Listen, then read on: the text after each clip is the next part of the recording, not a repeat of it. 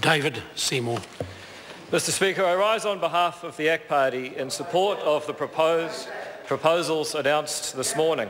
My party believes that the first and most important role of the state is to protect citizens against thugs. This duty applies whether the thugs reside overseas or within our borders. And given this extraordinary power, however, the state does have a tendency to overreach. And over the past century, much of classical liberals' attention has been rightly focused on resisting the overreach of the state. And it was right, I say, because those governments did suppress freedom of movement and freedom of contract. And many of my remarks, Mr Speaker, are directed at civil libertarians, of whom I count myself as one. But unlike some of the more ostentatious appeals to that constituency made earlier, Order. Order.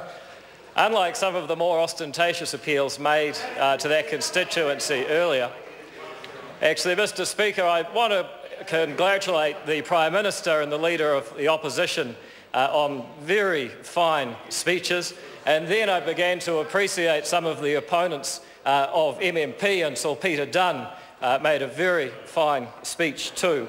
Look, we support the intention to ensure that proper parliamentary processes are followed, and it's even while we, for very good reason, are speeding them up a little. We support the moves to tidy up inconsistencies between the powers of police and the SIS, inconsistencies which unduly hampered justified monitoring of internal threats. The other moves, the funding boost to the NZSIS, the changes in respect of passports, the narrow changes to emergency surveillance, the sunset clauses, all appear to be measured and restrained in scope.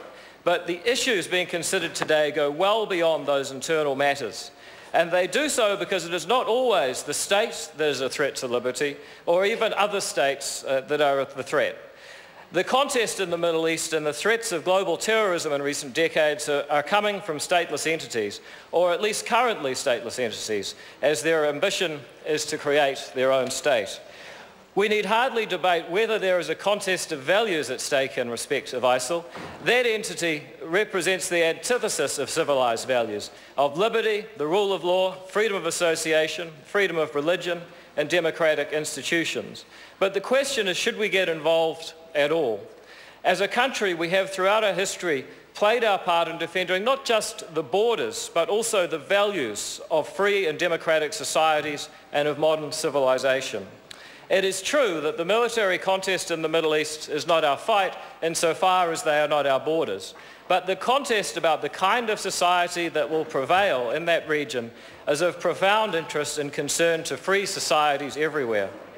Here, the issue is very much a contest of values, the spread of those values around the world and the threat those values are to free and open societies.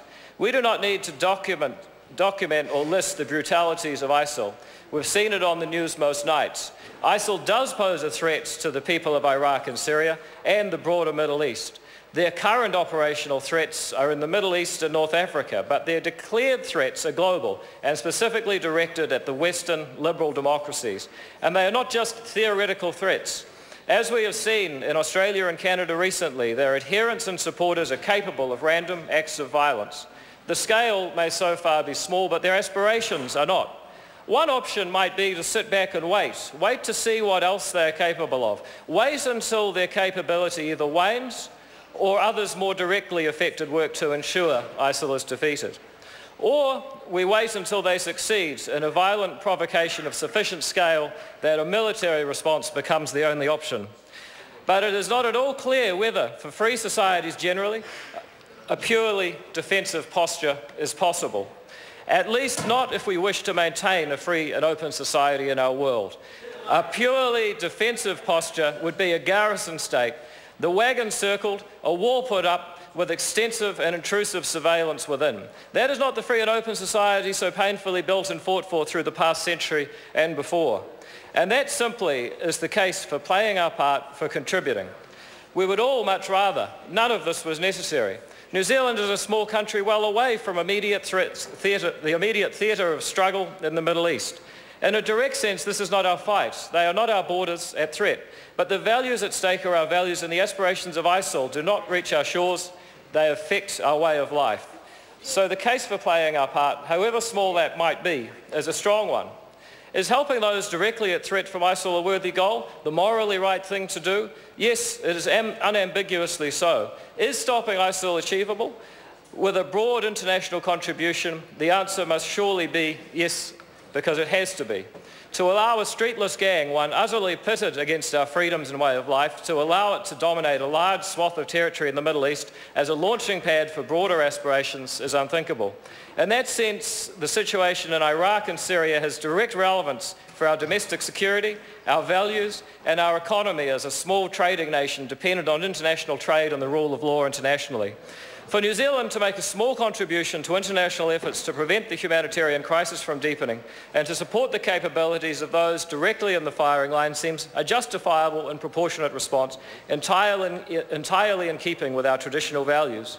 We must, of course, be aware of unintended consequences, of mission creep, as they say. For what the Prime Minister has said, no more is being contemplated than humanitarian aid and capacity building for crucial Iraqi institutions, including the army. The ACT Party can support these limited and proportionate measures. They signal a willingness by New Zealand to play our part. The question that matters is whether this is a struggle that is warranted. From what we know so far, it is. Thus, we support the limited moves announced today, the intention to seek broad political support for them, and to pursue due process in implementing them. Thank you.